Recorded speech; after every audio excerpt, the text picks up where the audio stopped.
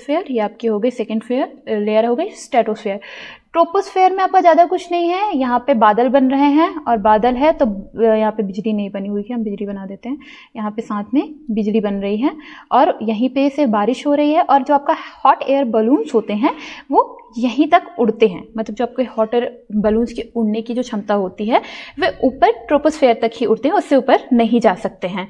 Next है आपका stratosphere. Stratosphere में आपका क्या होते हैं, एयरप्लेन्स होती हैं और सबसे मोस्ट जो रिस्पेक्टेड चीज़ है यहाँ पे होती है ओजोन लेयर, यानी कि O3। हम ओजोन को O3 से भी डिनोट करते हैं। ओजोन लेयर आपको पता ही है कि सूरज से आने वाली पराबैंगनी या यूवी रेस को धरती पर यहाँ पे जहाँ पर हम रहते हैं, यहाँ पे हम रह रहे हैं, यहाँ पे आने से रोकती है और हमको प्रोटेक्ट करती है, क्योंकि यूवी रेस से हमें क्या क्या हो सकती हैं, बहुत सारी बीमारियां होती है, स्पेशली होती है स्किन कैंसर वाली बीमारियां होती हैं, तो ये प्रॉब्लम हमें ना हो इसके लिए हमें कौन प्रोटेक्ट कर रहा है, हमारा प्रोटेक्शन कर रहा है ओजोन लेयर। नेक्स्ट स्ट्रेटोस्फेयर के बाद हम आते हैं मीजोस्फेयर में।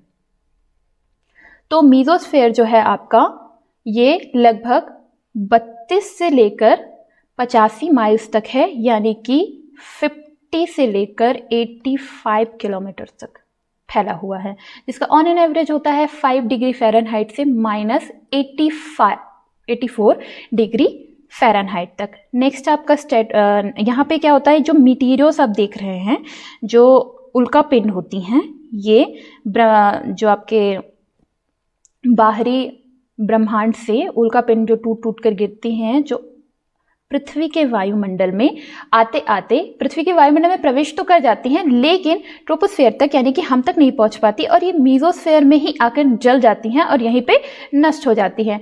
नेक्स्ट है आपका थर्मोस्फेयर। तो थर्मोस्फेयर क्या है आपका, यहाँ पे थर्मोस्फेयर है जो 86 से लेकर 372 माइल्स तक फैला हुआ है। ये यहाँ पे है, ये तीसरी लेयर हो गई और ये हो गई चौथी लेयर थर्मोस्फेयर, यानी कि लगभग 86 से लेकर 700 किलोमीटर तक फैला हुआ है। और यहाँ पे क्या होती है, ऑरास बनती हैं, ये आपको ऑरा यहाँ पे शाइन करती हुई दिखेगी, हर जगह नहीं दिखती है। और बेसिक चीज़ है यहाँ पे सैटेलाइट्स होते हैं जो आपके रेडियो फ्रिक्वेंसी मोबाइल टावर्स वगैरह के साथ चलने के लिए काम आते हैं। सैटेलाइट वगैरह है, GPS GIS वगैरह में काम करते हैं, ये सारे सैटेलाइट्स हैं, वो यहाँ पे रहते हैं आपके ट्रोपोस्फेयर में। तो जो चौथी लेयर है वो है आपकी ट्रोपोस्फेयर, ये है चौथी लेयर। हमने इसका कलर थोड़ा चेंज कर दिया है पेन का, इसलिए ताकि आपको आराम से इजीली समझ में आए, दिखाई दे, क्योंकि लाल थोड़ा सा वो हो रहा है, टिक टिक टिक टिक हो रहा है, दिखाई नहीं दे रहा है। नेक्स्ट है आपका एक्सोस्फेयर। और एक्सोस्फेयर क्या होता है, ट्रोपोस्फेयर के बाहर यहाँ पे स्पेसशिप, यहाँ तक स्पेसशिप ही जाती हैं, क्योंकि यहाँ पे दबाव काफ़ी ज़्यादा है, स्पेसशिप ही यहाँ तक जा सकती है। आपका aeroplane, satellite, hot air balloon आप अकेले नहीं जा सकते हैं। वो है आपका स्ट्रेटोस्फेयर, जो लगभग 601 से लेके 10,000 किलोमीटर तक फैला हुआ है। अराउंड इसका ऑन एन एवरेज टेम्परेचर होता है 3650 डिग्री फ़ारेनहाइट। तो आई होप कि आपको ये समझ में आ गया है कि जो हमारी पृथ्वी का जो वायुमंडल है वो कई लेयरों में यानी कि कई परतों में विभाजित है। तो सबसे पहली परत है आपकी क्षोभ मंडल, आपकी दूसरी परत है स्ट्रेटोस्फेयर यानी कि समताप मंडल,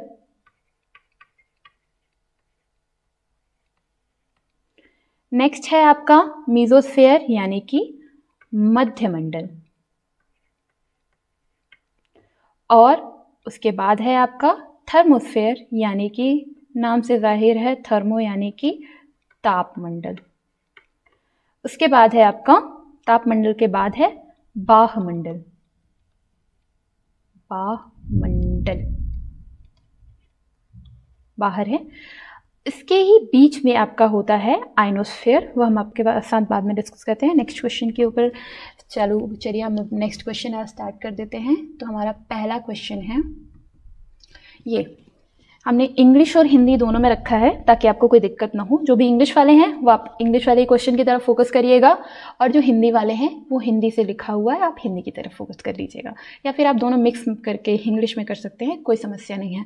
तो पहला क्वेश्चन है, विच is the highest layer of the atmosphere in which materials burn अब आफ्टर एंटरिंग अर्थ एटमॉस्फेयर, पहला है ट्रोपोस्फेयर, दूसरा है स्ट्रेटोस्फेयर, तीसरा है मीजोस्फेयर और चौथा है more than one of the above, यानी कि इससे भी ज़्यादा हो सकता है। वहीं हिंदी में देखेंगे, पहला क्वेश्चन है कि वायुमंडल की सबसे ऊंची परत कौन सी है जिसमें उल्काएं पृथ्वी के वायुमंडल में प्रवेश करने के बाद जल जाती हैं। साफ लिखा है कि पृथ्वी के वायुमंडल में प्रवेश करने के बाद जलेंगी, उससे पहले नहीं जलेंगी। तो पहला है आपका क्षोभ मंडल, दूसरा स्ट्रेटोस्फेयर, यानी कि हमने आपको बताया था समताप मंडल, यहाँ पे नहीं लिखा है, कोई बात नहीं, यहाँ पे है समताप मंडल।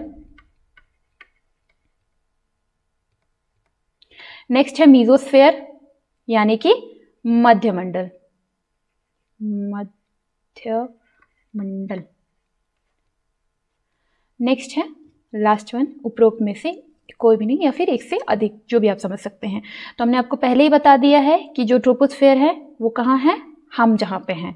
स्ट्रेटोस्फेयर, यहाँ पे हमारी ओजोन लेयर है O3 और आपके एयरप्लेन्स वगैरह घूमते हैं। नेक्स्ट है आपका मीजोस्फेयर, यानी कि मध्यमंडल, और यहाँ पे जितनी उल्का पिंड्स हैं आते आते आपके वायुमंडल प्रवेश करने के बाद यहाँ पे मीजोस्फेयर में ये बर्न हो जाती हैं, यानी कि जल जाती हैं, और पृथ्वी के वायुमंडल में यानी कि नीचे ट्रोपोस्फेयर में, स्ट्रेटोस्फेयर में जहाँ पे आप रहते हैं वहाँ तक उल्का पिंड नहीं पहुँच पाती हैं। तो इसका आंसर क्या होगा, आंसर है इसका थर्ड नंबर, मीजोस्फेयर।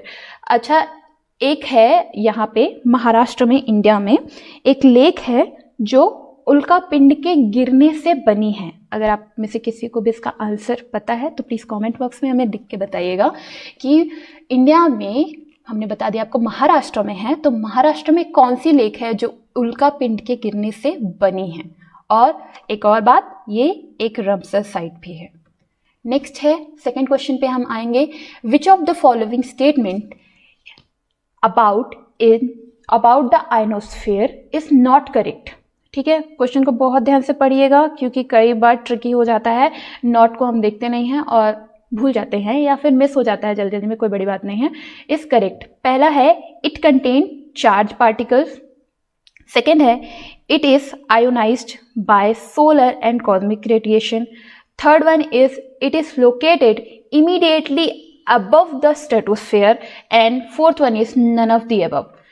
हिंदी में देखेंगे, आयन मंडल के बारे में निम्नलिखित में से कौन सा कथन सही नहीं है, सही नहीं है। इसमें से क्या है, पहला है कि इसमें आवेशित कण होते हैं, दूसरा है यह सौर और ब्रह्मांडीय विकिरण द्वारा आयनित होती है, तीसरा है यह स्ट्रेटोस्फेयर के ठीक ऊपर होती है, और चौथा है इनमें से कोई नहीं। तो हमने फर्स्ट स्लाइड में जब आपको बता दिया है कि कैसी है हमारी ट्रोपोस्फेयर है ये, नेक्स्ट है स्ट्रेटोस्फेयर, मीजोस्फेयर, थर्मोस्फेयर। अब क्योंकि बात हो रही है यहाँ हमारी आयनोस्फेयर की, नाम से जाहिर है आयंस होंगे, और आयंस होंगे यानी कि चार्ज पार्टिकल्स होंगे, तो ये कहाँ पे पहुँच सकते हैं, आप गेस कर सकते हैं। अगर नहीं कर सकते हैं तो हम बता दे रहे हैं कि ये थर्ड वन होगा, it is located immediate above the stratosphere, यानी कि स्ट्रेटोस्फेयर के जस्ट ऊपर ही पाई जाती है। नेक्स्ट है third one, in which layer of the atmosphere almost all the clouds are found। Almost जितने भी क्लाउड्स हैं ऑलमोस्ट यहीं पे मिलते हैं। क्लाउड मतलब बादल, पहला स्ट्रेटोस्फेयर, दूसरा थर्मोस्फेयर, फिर मीजोस्फेयर, फिर ट्रोपोस्फेयर। हिंदी में देखेंगे, वायुमंडल की किस परत में लगभग सभी बादल पाए जाते हैं। पहला है स्ट्रेटोस्फेयर, स्ट्रेटोस्फेयर के बाद है आपका वायुमंडल यानी कि थर्मोस्फेयर, मीजोस्फेयर और क्षोभ मंडल। तो हमने कहाँ बताया था कि बादल कहाँ पाए जाते हैं, बादल हमारे सबसे करीब हैं, यानी कि करीब हैं इसलिए हमको बारिश हो रही है क्योंकि अभी बरसात का भी मौसम है। तो कहाँ पाए जाएंगे ये, ट्रोपोस्फेयर में, यानी कि हमारा option D is correct. Thermosphere में नहीं, ये सबसे बाहर वाला है लास्ट में। तो हमारा क्या है, क्षोभ मंडल सही है, इसका आंसर है वो क्षोभ मंडल। हमारे ट्रोपोस्फेयर में आपके जितने भी बादल्स हैं, बिजली हैं, पानी हैं और इवन हॉट एयर बलून भी आपके क्षोभ मंडल तक ही उड़ान भर सकता है। नेक्स्ट में जाएंगे, चौथा है with reference of the earth atmosphere which one of the following statement is correct. First है the total amount of insolation received at the equator is roughly about 10 times of the received at the poles. Second है infrared waves are largely absorbed by water vapor that concentration in the lower atmosphere. Third one है infrared waves are a part of visible spectrum of electromagnetic waves of solar radiation. तो इसको हिंदी में देखेंगे, पृथ्वी के वायुमंडल के संदर्भ में निम्नलिखित में से कौन सा कथन सही नहीं है। पहला, भूमध्य रेखा पर प्राप्त सूर्य ताप की कुल मात्रा ध्रुवों पर प्राप्त सूर्य ताप की लगभग 10 गुना होती है। दूसरा है, अब ये पृथ्वी है, ये आपका भूमध्य रेखा है, तो हमारे ध्रुव हैं, ठीक है। अब यहां से 10 गुना ज्यादा बढ़ जाएगी, ऐसा ये बोल रहा है। सेकेंड वन है आपका कि इंफ्रारेड तरंगें बड़े पैमाने पर जल वाष्प द्वारा अवशोषित होती हैं जो निचले वातावरण में केंद्रित होती हैं। और तीसरा है आपका कि इंफ्रारेड तरंगें और सौर विकिरण की विद्युत चुंबकीय तरंगों में दृश्यमान स्पेक्ट्रम का एक हिस्सा है। तो आपका ऑप्शन इसमें होगा बी करेक्ट। कैसे? Infrared waves are largely absorbed by water vapor that concentration in the lower atmosphere. Infrared तरंगे बड़े पैमाने पर जल वाष्प द्वारा अवशोषित हो जाती हैं जो निचले वातावरण में केंद्रित होती हैं। अब जल वाष्प के क्या करता है कि जो इंफ्रारेड किरणें हैं या अवरक्त किरणों को अवशोषित कर लेता है और निचले वायुमंडल में जहां जल वाष्प होता है ज़्यादा, उसमें अवशोषित करके रख लेता है। ये अवशोषण क्या करती हैं? आपके ग्रीन हाउस गैसेस जो होती हैं उसमें योगदान प्रदान करती हैं और पृथ्वी के तापमान को नियंत्रित करती हैं। अभी ये फिलहाल पृथ्वी के बनी तो ये सिर्फ पृथ्वी के तापमान को ही नियंत्रित करने के लिए ये सारी प्रक्रिया बनी है, लेकिन बिकॉज ऑफ पॉल्यूशन ये क्या करती हैं? वाटर वेपर्स हमारे ग्रीन हाउस इफेक्ट के लिए भी जिम्मेदार हो जाते हैं। वैसे गलती इनकी नहीं है, इन्होंने बस टेम्परेचर मेंटेन करने के लिए रखा गया है। अब पॉल्यूशन हमने कॉज किया है, इसलिए ये भी काम करने लग जाती हैं कि ये इफेक्ट कॉज करने लग जाती हैं। किसमें? आपके ग्रीन हाउस इफेक्ट में वाटर वेपर भी रिस्पॉन्सिबल हो जाती है। नेक्स्ट क्वेश्चन देखेंगे 5th नंबर का। Ozone layer absorbing ultraviolet radiation existence in which of the atmosphere layer? पहला है मीजोस्फेयर, दूसरा है ट्रोपोस्फेयर, तीसरा है स्ट्रेटोस्फेयर और 4th नंबर का है आपका थर्मोस्फेयर। तो हिंदी में देखेंगे, परावैंगनी विकिरण को अवशोषित करने के लिए ओजोन परत वायुमंडल की किस जगह पर अवशोषित होती है या किस वायुमंडलीय परत में ओजोन परत है जो आपकी अब प्रेजेंट होती है। ठीक है, तो कहाँ होती है? मीजोस्फेयर में होती है, ट्रोपोस्फेयर में होती है, स्ट्रेटोस्फेयर में होती है या थर्मोस्फेयर में होती है? तो हमने पहले ही इसको डिस्कशन किया हुआ है कि ये होती है कहाँ पे? स्ट्रेटोस्फेयर में, आपके समताप मंडल में। समताप मंडल में आपकी O3 लेयर प्रेजेंट होती है। O3 क्यों? ये इसमें ऑक्सीजन के 3 मॉलिक्यूल्स होते हैं। जैसे आपने देखा होगा कि आप जानते होंगे वैसे कि ऑक्सीजन में होते हैं 2 मॉलिक्यूल्स। कैसे? ये हो गया हमारा O2, इसमें एक मॉलिक्यूल हो गया पहला ऑक्सीजन का और ये हो गया दूसरा ऑक्सीजन का। पर ओजोन क्या करता है? ओजोन जो परत है उसमें O3 फॉर्मेशन होता है, O3,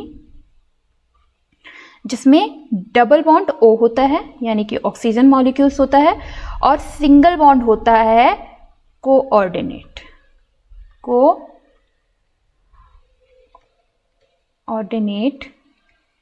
बॉन्ड। ये बॉन्ड बनाता है O3। अब ऑक्सीजन के मॉलिक्यूल्स क्या होते हैं? ऑक्सीजन के मॉलिक्यूल्स ना ओवर फ्रेंडली होते हैं या फिर आप कह सकते हैं कि थोड़े डरपोक होते हैं। ये अकेले रहना इनको पसंद नहीं है।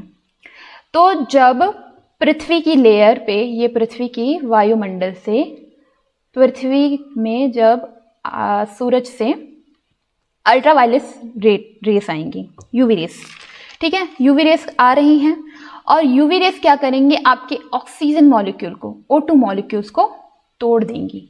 अब यहाँ पे 2 मॉलिक्यूल्स थे तो एक मॉलिक्यूल्स, ये 2 मॉलिक्यूल्स बना लिए। ठीक, अब जब ये दो दो मॉलिक्यूल्स बना लेंगे, तो जैसे कि हमने कहा कि ऑक्सीजन मॉलिक्यूल्स को अकेले रहने में डर लगती है, तो ये क्या करेगा कि ये 3 के साथ बाइंड हो जाएगा। अब ये बना लेगा क्या है, O3। अब ओजोन ऐसे कोई लेयर नहीं है कि छाता खोल दिया आपने और छाता के जैसे एकदम परफेक्टली लेयर बनी हुई है, कोई ठोस लेयर नहीं है, ये प्रॉपरली बनती जाती है। अब ये क्या करेंगे, O3 मॉलिक्यूल्स यहाँ पे इकट्ठा होते रहेंगे।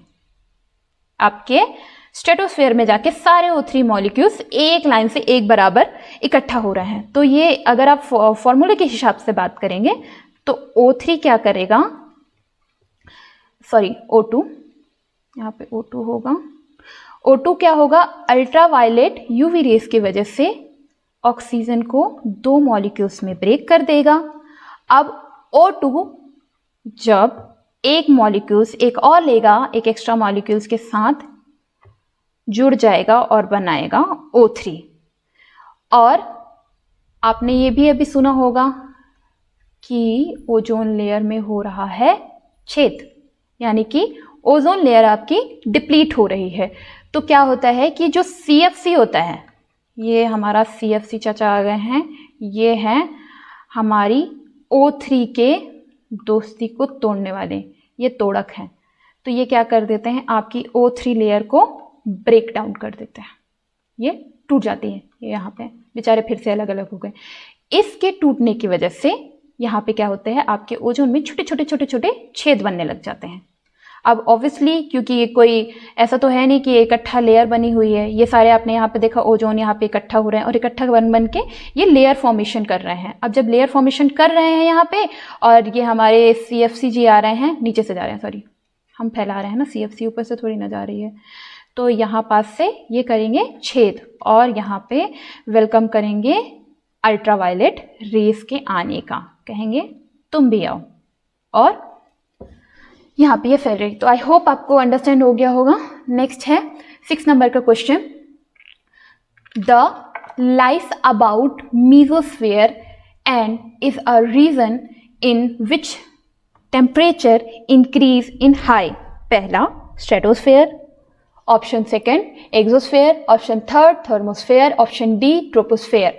तो हिंदी में देखेंगे, मीजोस्फेयर के ऊपर स्थित है और एक ऐसा क्षेत्र है जिसमें ऊंचाई के साथ क्या होता है, तापमान बढ़ता जाता है। मतलब ये जैसे जैसे ऊपर जाएगा ना, इसका तापमान बढ़ता रहेगा।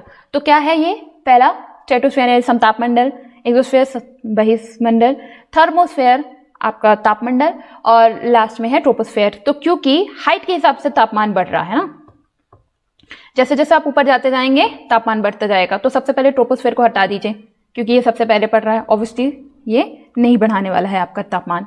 स्ट्रेटोस्फेयर यहाँ पे भी नहीं होने वाला है, क्यों, क्योंकि यहाँ पे ओजोन है और ऑब्वियसली ये बढ़ नहीं रही है। तो नेक्स्ट है बहिर्मंडल, हम बहुत ज़्यादा बाहर आ जाने वाले हैं, तो हम वापस बचा हमारे पास क्या, तापमंडल, यानी कि आपका थर्मोस्फेयर।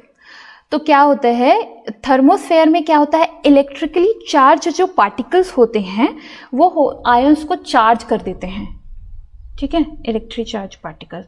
तो यहाँ पे तापमान में वृद्धि होती है, यहीं पे आपके सैटेलाइट्स वगैरह मिलते हैं। Sorry for the hand writing, मुझे पेन टैब्स थोड़ी सी चलाने में प्रॉब्लम हो रही है। आई होप मैं जल्दी सीख जाऊंगी और आपको थोड़ा थोड़ा समझ में आता रहेगा, ठीक है। नेक्स्ट क्वेश्चन जाएंगे, 7th नंबर का है, which atmospheric layer contain ion and help in wireless communication. तो किस वायुमंडल परत में आयन होते हैं और वायरलेस कम्युनिकेशन यानी संचार में मदद करते हैं। आपके वायरलेस कम्युनिकेशन कौन कौन से हैं, आपका रेडियो है,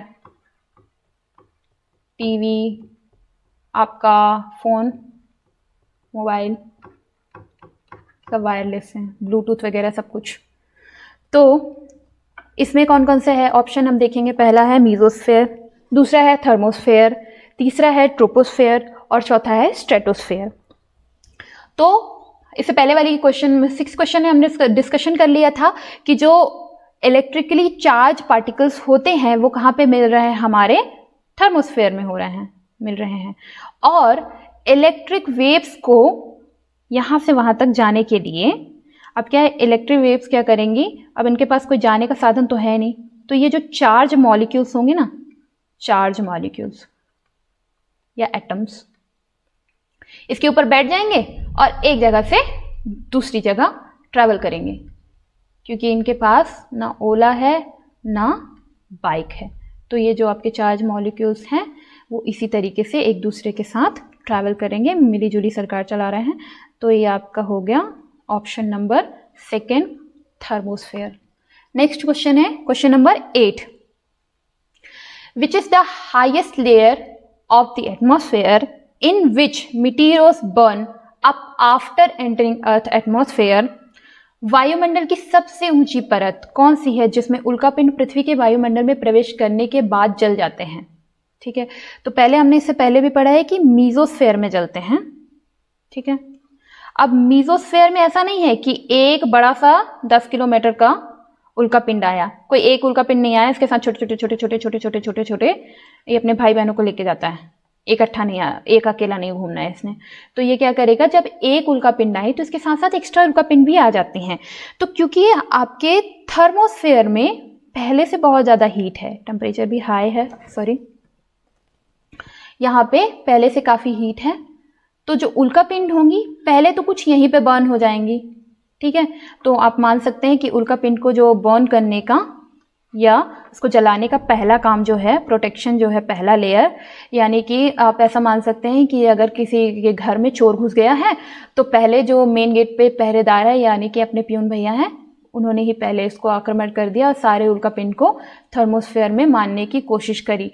पर इफ मान लीजिए कि प्यून अंकल से ज़्यादा ही थोड़ा बलवान हो गया चोर, यानी कि हमारे उल्कापिंड्स हैं, तो वो क्या करेंगे कि कुछ तो यहाँ पे मर गए, लेकिन थर्मोस्फेयर के बाद कुछ मीजोस्फेयर में चले जाएंगे और एट लास्ट आखिरी में मीजोस्फेयर में यहाँ पे आके ये खत्म हो जाएंगे। तो हमारा इसका ऑप्शन है, आंसर है डी नंबर का, thermosphere.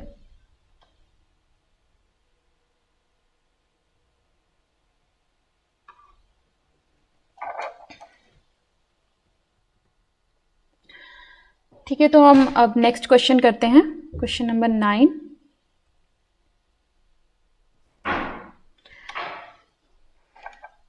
In the context of mesosphere, which of the following statement is not correct? A, it is directly above the atmosphere. B, it is the third layer of the atmosphere. C, meteorites burn up in this layer on entering from the space. And 4, within the mesosphere, temperature increase with increased height. मध्यमंडल के संदर्भ में निम्नलिखित में से कौन सा कथन सही नहीं है? पहला, यह समताप मंडल के ठीक नीचे है। दूसरा, यह वायुमंडल की तीसरी परत है। तीसरा, अंतरिक्ष में प्रवेश करते ही उल्कापिंड इसी परत में जलकर नष्ट हो जाते हैं। चौथा, मध्यमंडल के भीतर ऊंचाई बढ़ने के साथ साथ तापमान भी बढ़ता जाता है। तो इसमें से पहले 3 ऑप्शन जो हैं आपके कि यह समताप मंडल के ठीक ऊपर है, ठीक है, सप्ताम मंडल है, उसके बाद ही मीजोस्फेयर आ रहा है यानी कि मध्यमंडल आ रहा है। यह वायुमंडल की तीसरी परत है, ये भी ठीक है। क्षोभ मंडल, समताप मंडल और फिर मध्यमंडल है, ये भी सही है। अंतरिक्ष में प्रवेश करते ही उल्कापिंड इसी परत में जलकर नष्ट हो जाते हैं यानी कि सी नंबर का ऑप्शन, ये भी ठीक है। यहाँ पे मीटियोराइट्स जितने आपके उल्कापिंड हैं यहाँ पे जलकर सब नष्ट हो जाते हैं। और फिर उसके बाद है डी नंबर का ऑप्शन, हम देखेंगे कि मध्यमंडल के भीतर ऊंचाई बढ़ने के साथ साथ तापमान बढ़ता जाता है। नहीं, ये हमारा ऑप्शन है गलत। मध्यमंडल के बारे में ये बात गलत है कि मध्यमंडल के भीतर ऊंचाई के साथ साथ तापमान बढ़ता जाता है। तो आपका ऑप्शन डी सही है। नेक्स्ट है 10th नंबर के क्वेश्चन में हम आएंगे, ozone deplete in greater near. जो ओजोन है वो जो डिप्लीशन का जो क्षरण का सबसे अधिक कहाँ है, किसके निकट दिखाई देता है या कहाँ पे पाया दिख रहा है आपको, तो वो है ट्रॉपिक्स यानी कि उष्णकटिबंधीय क्षेत्रों में। दूसरा, इक्वेटर यानी कि भूमंडल रेखा में। तीसरा, पोल्स, जैसे यहाँ पे डंडा लिखा है, यहाँ पे पोल्स लिखना चाहिए था यानी ध्रुवों पे। डी है ओशन, यहाँ पे सागर के साथ। ये डी नंबर का ऑप्शन है। तो यहाँ पे कौन सा सही है कि जो हमारा ओजोन लेयर है वो सबसे पहले कहाँ पे दिखा गया था हमें, ध्रुवों पे यानी कि पोल्स पे। कहाँ पे, पोल्स पे। तो आपका ऑप्शन सी सही है। इसके साथ साथ ओजोन डिप्लीशन जो सबसे ज़्यादा हम पोल्स पे नज़र आती है, या यहाँ से हम आसानी से देख सकते हैं, या सबसे पहले यहाँ पे दिखी थी। इसके बारे में हम थोड़ा सा बात कर लेते हैं क्योंकि इसके बारे में क्वेश्चन आता है कि सबसे पहले ओजोन का जो छेद है छर्र का वो कहाँ देखा गया था। वो कहाँ देखा गया था, वो देखा गया था अंटार्कटिका में। अंटार्कटिक में देखा गया था। और कब देखा गया था, ये देखा गया था मई में 1985 में। से याद रखिएगा, इसके ऊपर क्वेश्चन आता है। और एक और इससे इम्पॉर्टेंट है, इसमें एक है और इम्पॉर्टेंट जो पूछा जाता है कि कहाँ के वैज्ञानिकों ने या किन वैज्ञानिकों ने सबसे पहले ओजोन परत में छेद दिखी थी। तो कौन से थे वो वैज्ञानिक, वो थे ब्रिटिश वैज्ञानिक। और उन वैज्ञानिकों का नाम जिसमें पहला है, पहला दूसरा कुछ भी कर लीजिए, ब्रायन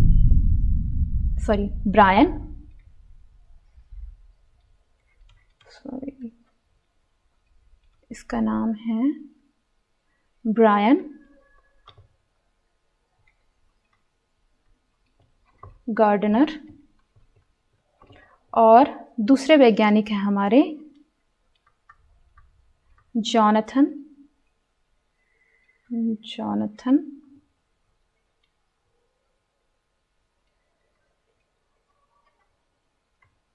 शैंकलिन।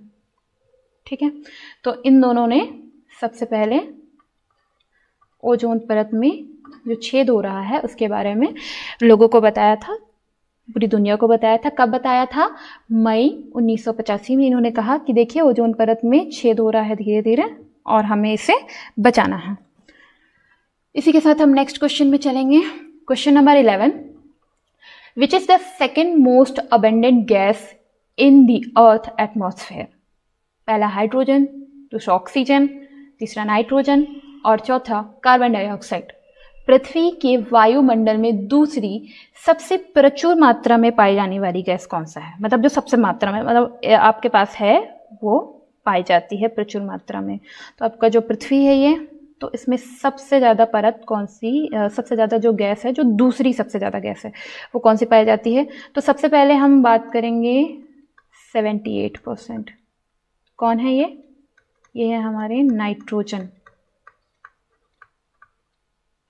नेक्स्ट है हमारा 21% यानी कि O2 ऑक्सीजन।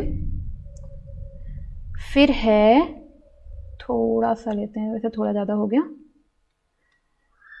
0.4%, ये है हमारे CO2 यानी कि कार्बन डाइऑक्साइड। और जो नेक्स्ट है बची हुई परसेंटेज, ये है, इसमें हमारा आएगा आर्गन और अदर गैसेस। तो आई होप कि अब आपको पता चल गया होगा कि 21%, 78% माने फर्स्ट रैंक पे है हमारा नाइट्रोजन और सेकंड रैंक पे कौन आ रहा है, ऑक्सीजन। तो मोस्ट अबंडेंट गैस में जो सेकंड गैस है वो कौन सी है, आपकी ऑक्सीजन। नेक्स्ट है क्वेश्चन नंबर 12 में चलेंगे। In the handle cell thermal circulation air rises up and finally descends. पहला ऑप्शन है intertropical convergence zone, B option है डोल्ड्रम्स, सी ऑप्शन है subtropical high pressure cell and D option है equatorial trough. Hindi में देखेंगे, Headley cell thermal circulation में हवा ऊपर उठती है और अंत में नीचे उतरती है, जिसमें हिंदी में है उष्णकटिबंधीय में, अभिसरण में दूसरा, अभिसरण क्षेत्र में तीसरा, उदासी या उदासी लिखा हुआ है यहाँ पे, उष्णकटिबंधीय उच्च क्षेत्रों में, और डी है बाव वाली कोशिका या फिर भूमध्य रेखीय, बाव वाली कोशिका नहीं है ये, भूमध्य रेखीय परतों में है, भूमध्य रेखीय गर्त में। तो आपका इसका ऑप्शन है ऑप्शन नंबर सी, सब ट्रॉपिकल हाई प्रेशर सेल के साथ। नेक्स्ट क्वेश्चन में जाएंगे, question number 13। To a person on the moon the sky appears white, black, blue, orange. चंद्रमा पर मौजूद व्यक्ति को आसमान दिखाई देता है कैसा? जो आदमी चंद्रमा पर है उसको आसमान कैसा दिखाई देगा? सफेद, काला, नीला या फिर नारंगी। तो हमारी पृथ्वी, हमारी प्यारी पृथ्वी, और ये हमारा एटमॉस्फेयर हो गया, वायुमंडल। तो पृथ्वी पर क्या होता है, सूर्य से जो विभिन्न रंग आते हैं, यानी सूर्य की जो विकिरणें होती, किरणें आती हैं, उसमें से जो विभिन्न रंग बनते हैं पृथ्वी पर उससे जो पृथ्वी का वायुमंडल बनता है। अब उसमें क्या होता है, जिसमें बहुत से तत्व होते हैं, जो एलिमेंट पाए जाते हैं, पृथ्वी में बहुत सारे एलिमेंट पाए जाते हैं, जिसके कारण कि जब पृथ्वी के ये जो रेज आती हैं उन एलिमेंट से टकराती हैं और उसके बाद उन एलिमेंट में पाए जाते जो कलर्स हैं उन एलिमेंट में पाए जाते हैं। उसकी वजह से जो आपका प्रकाश का परावर्तन होता है जिसमें कलर्स दिखाई देते हैं। ठीक है, प्रकाश के परावर्तन से, प्रकाश कहाँ से आया है, हमारा सूर्य से, और जो एलिमेंट्स हैं हमारे मौजूद है पृथ्वी में उससे परावर्तन हो रहा है। प्रकाश के परावर्तन की वजह से हमें डिफरेंट कलर्स दिखाई दे रहे हैं, जिसमें सबसे ज़्यादा हमें कौन सा कलर दिखाई देता है? नीला कलर ज़्यादा डोमिनेंट हो गया और वो हमको दिखाई दिया। या फिर आप कहते हैं नीले कलर में जो होता है ना, बिखराव बहुत अच्छे से हो रहा है, अच्छे से दिखाई दे रहा है, इस वजह से हमको अपना आसमान नीला दिखाई देता है। अब चंद्रमा के साथ क्या समस्या है कि चंद्रमा में तो वायुमंडल ही नहीं है। अगर चंद्रमा में वायुमंडल होता तो हम चंद्रमा में भी जाके रह सकते, ज़्यादा खोजबीन करने की ज़रूरत नहीं थी, खोजबीन तो चल रही है खैर। तो वहाँ पे जो वायुमंडल है तो वायुमंडल दिखता नहीं है। इससे क्या होता है, प्रकाश बिखर नहीं रही है, प्रकाश आ तो रही है पर जब कुछ उसको ठोस ऑब्जेक्ट ही नहीं मिल रहा है बिखरने के लिए, जिससे टकरा के वो फैले यहाँ वहाँ, वो ही नहीं मिल रहा है, तो बिखराव हो नहीं पा रहा है। अब जब बिखराव नहीं हो पा रहा है तो कलर्स नहीं बन पा रहे हैं, और जब कलर्स नहीं बन पा रहे हैं तो एट लास्ट हमें क्या होगा कि जो चंद्रमा का वायुमंडल होगा वो हमें काला दिखाई देगा। तो इसका ऑप्शन बी सही है कि जो हमें चंद्रमा में है आसमान कैसा दिखाई देता है? काला दिखाई देता है। नेक्स्ट है 14 नंबर्स में हम देखेंगे कि atmospheric temperature increase at the higher altitude due to, first है कन्वेक्शन, दूसरा है रेडिएशन, तीसरा है कंडक्शन और चौथा है इन्वेंशन। तो अधिक ऊंचाई पर वायुमंडल तापमान किसके कारण बढ़ता जाता है? इंक्रीज होता जाता है। तो किसके कारण बढ़ता जाता है? आपके संवहन के कारण, कन्वेंशन के कारण। क्यों? हवा और पानी तरल पदार्थों की गति से ऊष्मा को स्थानांतरित करती है, एक जगह से दूसरी जगह तक पहुंचाती है, जिससे दबाव जो होता है वो बढ़ता जाता है और बनता जाता है। तो जैसे जैसे हम ऊंचाई पे पहुंचते जाते हैं तो कन्वेक्शन की वजह से जो होता है हमारा जो तापमान है वो बढ़ता जाता है। नेक्स्ट क्वेश्चन है, क्वेश्चन नंबर 15 पे जाएंगे हम। Trade winds are caused by the, जो व्यापक पवनें होती हैं वो किसके कारण होती हैं? पहला, रेवोल्यूशन ऑफ अर्थ, पृथ्वी में क्रांति की वजह से। दूसरा, रोटेशन ऑफ अर्थ, पृथ्वी के घूर्णन की वजह से, या पृथ्वी जो गोल गोल घूमती है उसकी वजह से। और तीसरा है flowing movement of air along the earth surface toward the equator, तो पृथ्वी की सतह के साथ भूमध्य रेखा की ओर वायुमंडल हवाओं का के बहने की गति से। और चौथा है नन ऑफ द एबव, इनमें से कोई नहीं। तो पृथ्वी में क्रांति की वजह से तो बिल्कुल नहीं, एवोल्यूशन की वजह से मानव में विकास हुआ है व्यापक करोड़ों में, एवोल्यूशन की वजह से नहीं हो रहा है ये, रेवोल्यूशन की वजह से सॉरी। और पृथ्वी के घूमने की वजह से। ऑब्वियसली जो आपकी हवाएं हैं एक जगह से दूसरी जगह कैसे पहुंचेंगी? जब पृथ्वी घूमेगी, अगर खड़ी रहेगी तो कैसे पहुंचेगी? तो ऑप्शन आपका बी सही है, पृथ्वी के घूमने की वजह से जो व्यापक या व्यापारिक पवनें हैं वो बहती हैं। नेक्स्ट है question number 16, which of the following process is not a part of long wave radiation? पहला कंडक्शन, दूसरा स्कैटरिंग, तीसरा कन्वेक्शन, चौथा रेडिएशन। निम्नलिखित में से कौन सी प्रक्रिया लंबी तरंग विकिरण का हिस्सा नहीं है? पहला प्रवाहकत्व, दूसरा बिखरने से, तीसरा कन्वेक्शन से, चौथा विकिरण से। तो आपका ये ऑप्शन है स्कैटरिंग, यानी कि बिखरने से। जो लंबी तरंगदैर्घ्य होती हैं वो स्कैटरिंग की वजह से फैलती जाती हैं, और हिस्सा नहीं फैलती हैं।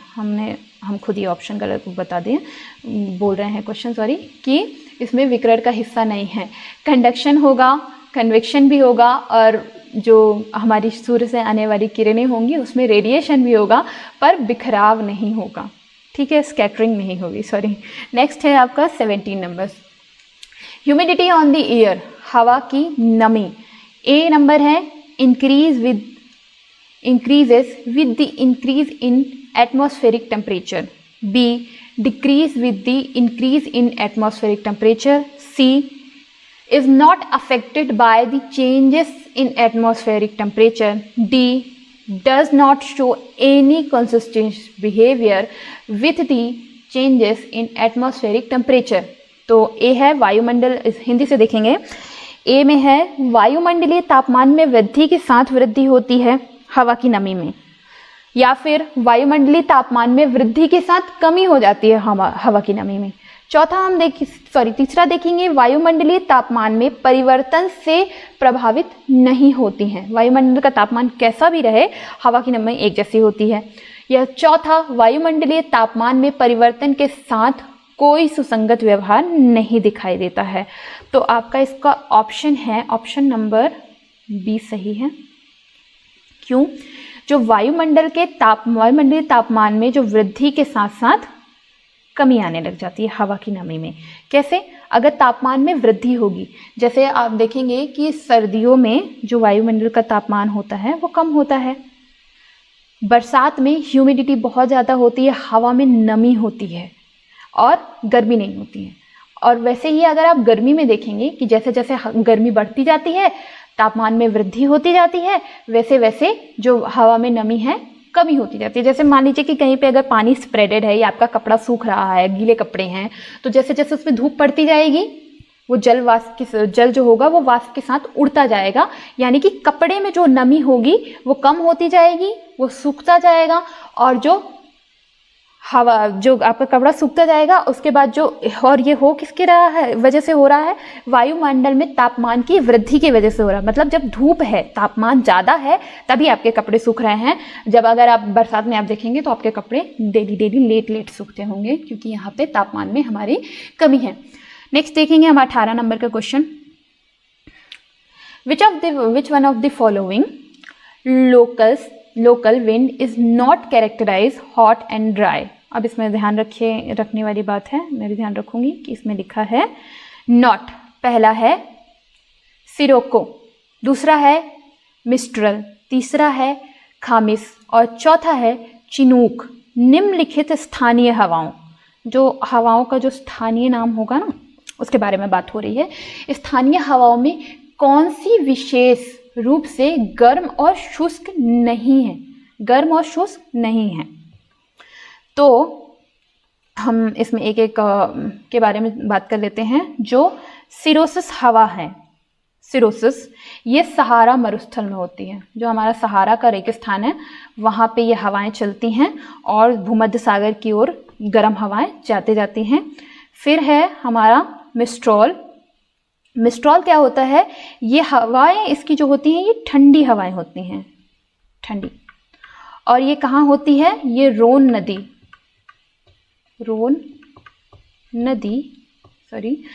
नदी जो दक्षिणी फ्रांस से चलती है, ये ठंडी हवाएं होती हैं, मिस्ट्रॉस। फिर है आपका खमसीन। जो खमसीन होती है ये उत्तरी अफ्रीका,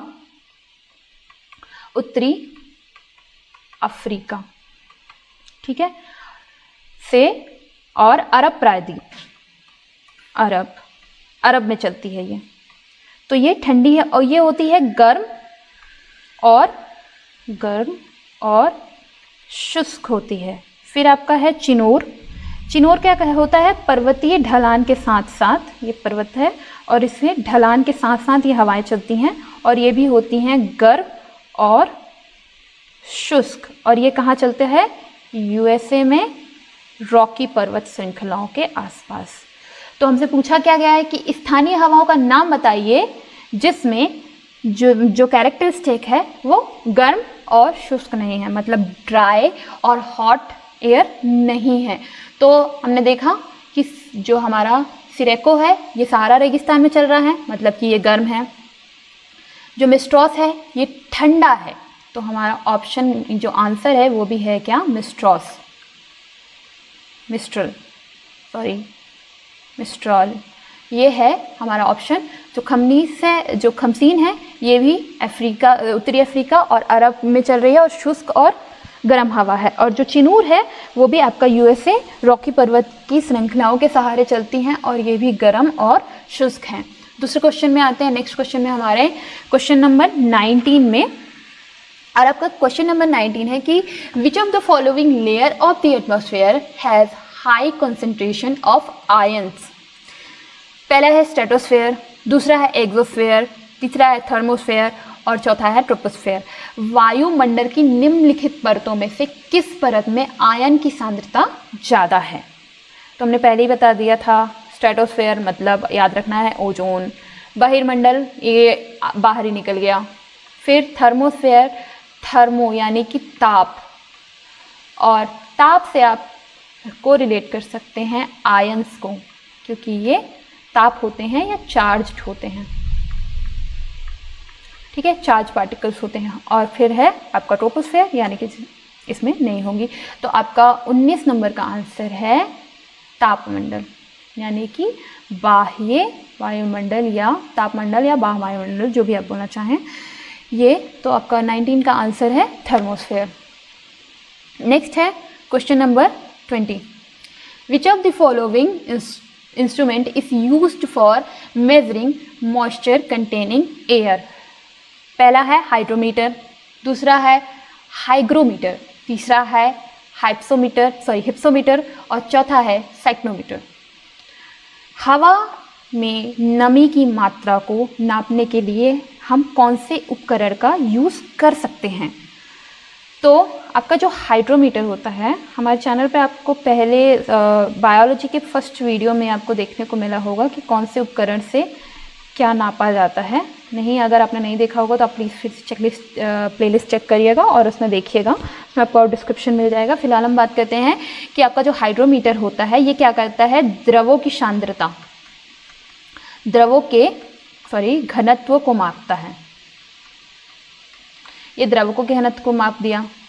फिर है आपका हाइग्रोमीटर, ये क्या कर रहा है कि ये आपके हवा में नमी को नाप रहा है, हवा में जो नमी प्रेजेंट है उसका मापन करता है।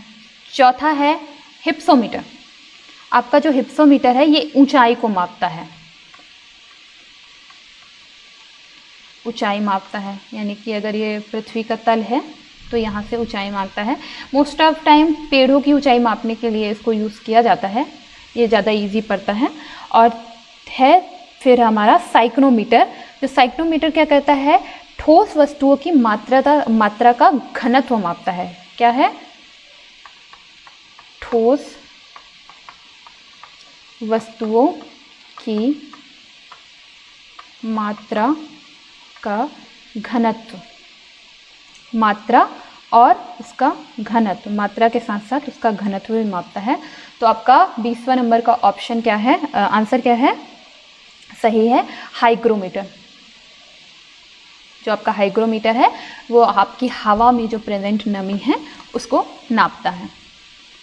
नेक्स्ट 21 नंबर को देखेंगे कि विच one of the following statement is not correct. पहला ऑप्शन है the rate of evaporation depending on temperature, दूसरा है the rate of evaporation does not depend on the surface area exposed to the atmosphere but on the volume of the liquid. Third number है the rate of evaporation depending on humidity of the surrounding, और 4th number है the rate of evaporation depend on the wind speed. Hindi से देखेंगे कि निम्नलिखित में से कौन सा कथन सही नहीं है। फिर से ध्यान रखना है कि सही नहीं है। पहला है वाष्पीकरण की दर तापमान पर निर्भर करती है। दूसरा, वाष्पीकरण की दर वायुमंडल के संपर्क में आने वाले सतह के क्षेत्र पर नहीं बल्कि तरल की मात्रा पर निर्भर करती है। चौथा है वाष्पीकरण की दर परिवेश की आर्द्रता पर निर्भर करती है। और चौथा है वाष्पीकरण की दर हवा की गति पर निर्भर करती है। तो 21 नंबर का है सी सही कि वाष्पीकरण की जो दर है वो परिवेश की आर्द्रता पर निर्भर करती है, किसी चीज़ पे भी नहीं। जो रेट ऑफ इवेपोरेशन है वो डिपेंड करती है ह्यूमिडिटी पर और उसके सराउंडिंग एटमॉस्फेयर पर। कैसे? जैसे कि अगर ह्यूमिडिटी कैसी है, मतलब गीला सरफेस है, तो इवापोरेशन कैसा होगा ये डिपेंड करता है कि ह्यूमिडिटी है या नहीं है। ओके, तो आज हम ईवीएस के 21 क्वेश्चन ही कंप्लीट करते हैं क्योंकि टाइम बहुत बढ़ता जा रहा है और मैं काफ़ी स्लो पढ़ा रही हूँ, जिसकी वजह से हमारा टाइम बहुत इंक्रीज़ हो रहा है और हमारे क्वेश्चन बहुत कम हो रहे हैं। इन सभी 21 क्वेश्चन में से आपको जितने भी क्वेश्चन समझ में आए हैं या नहीं समझ में आए हैं वो आप हमें कमेंट बॉक्स में बता सकते हैं। और हो सकता है कि इसमें मैंने बहुत सारी गलतियां की हूं क्योंकि ये पहला वीडियो है और मुझे ज़्यादा एक्सपीरियंस है नहीं, बट स्टिल अगर आपको लग रहा है कि इसमें कोई भी कमी है या कोई भी गलती है तो वो भी आप हमें कमेंट बॉक्स में बता सकते हैं। या इसके अलावा आपको कौन से क्वेश्चन अगर नहीं समझ में आया है या क्वेश्चन का तरीका भी नहीं समझ में आ रहा है पढ़ने का पढ़ाने का, जो भी आपकी क्वेरीज हैं या आपकी जो भी इच्छा जिज्ञासा है वो भी आप कमेंट बॉक्स में कमेंट करके बता सकते हैं। तो अभी आपने हमारा 21 क्वेश्चन तक साथ दिया, इसके लिए थैंक यू सो मच। आज का सेशन हम यहीं पे समाप्त करते हैं। धन्यवाद।